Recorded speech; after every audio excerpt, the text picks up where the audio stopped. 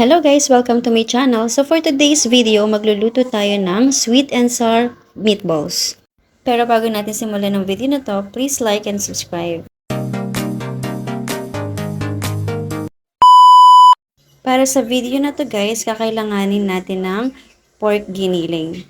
Naglagay na din tayo ng bawang sibuyas and carrots. Pagsamasamahin lang natin guys lahat ng ingredients, meron din tayong spring onion. Maglalagay din tayo syempre ng paminta. At syempre naman maglalagay din tayo ng pampalasa para naman lalong sumarap ang ating dish for today's video guys.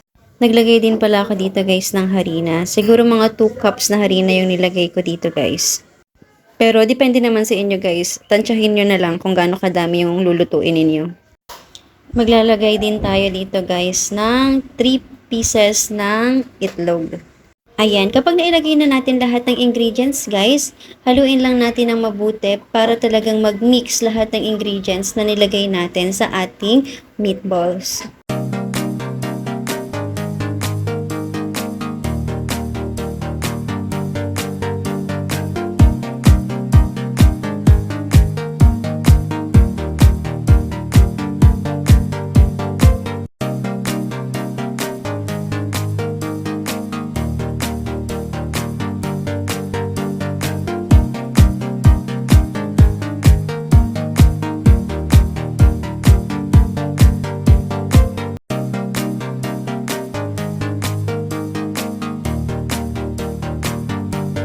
After natin mahalo ng mabuti ang ating meatballs, ay ipiprito na natin to guys.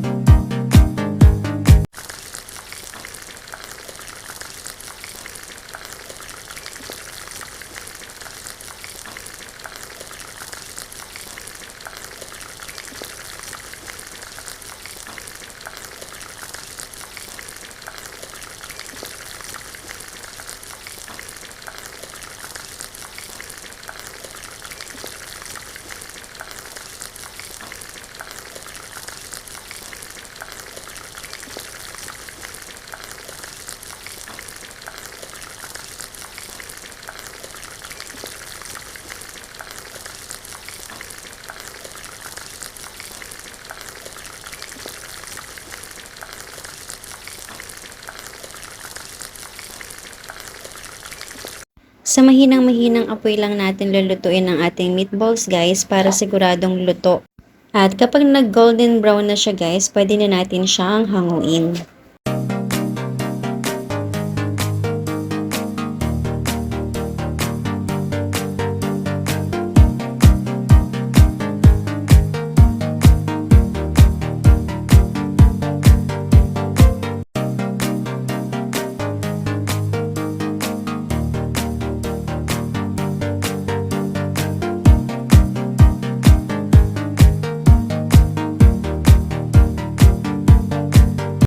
At ito na guys ang ating finished product.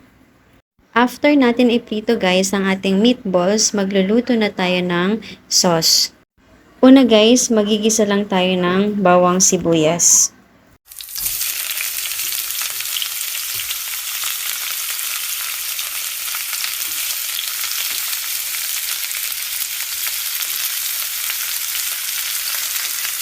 Next guys, ilagay na natin ang ating 20 pieces na hiniwang carrots. Binilang ko talaga yan guys.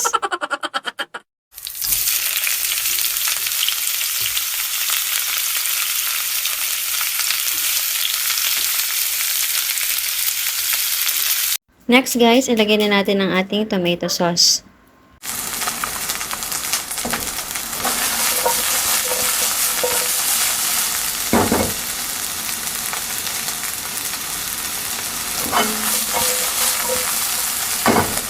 Maglagay muna tayo guys ng konting tubig. Pakonti-konti lang yung ilagay natin guys para matansya natin yung lasa.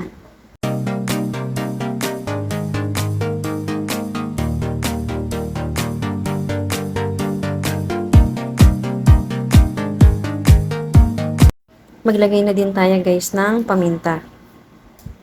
Maglagay na din tayo dito guys ng pampalasa. Haluin lang natin mabuti guys para yung pampalasa na nilagay natin ay talagang kumalat sa ating sauce.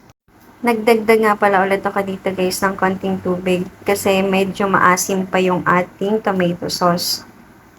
Sa pagtimpla ng sauce guys, idepende nyo na lang sa panlasa ninyo. Kung sino ang nagluluto, yung panlasa ng nagluluto ang dapat na nasusunod. Kaya pag may nagreklamo guys sa luto nyo, next time, sila naman yung paglutuin nyo. Maglalagay din tayo syempre dito guys ng sugar kasi nga sweet and sour. Kapag kasi hindi natin nalagyan guys ng sugar, magiging sour lang siya.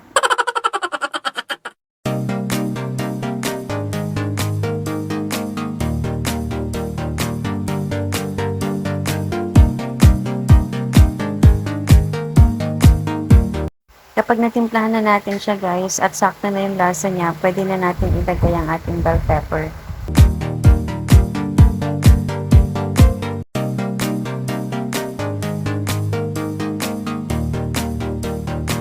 Ilagay na din natin guys ang ating ginawang meatballs.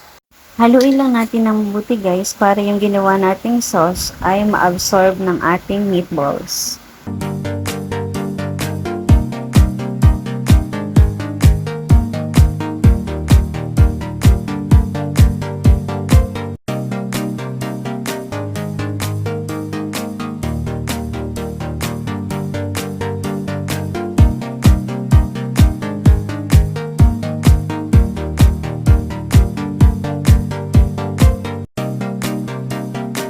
Ayan guys, pwede na natin itong hanguin. Ito na guys ang ating finished product. Thank you for watching guys. Thank you Lord sa lahat ng blessing.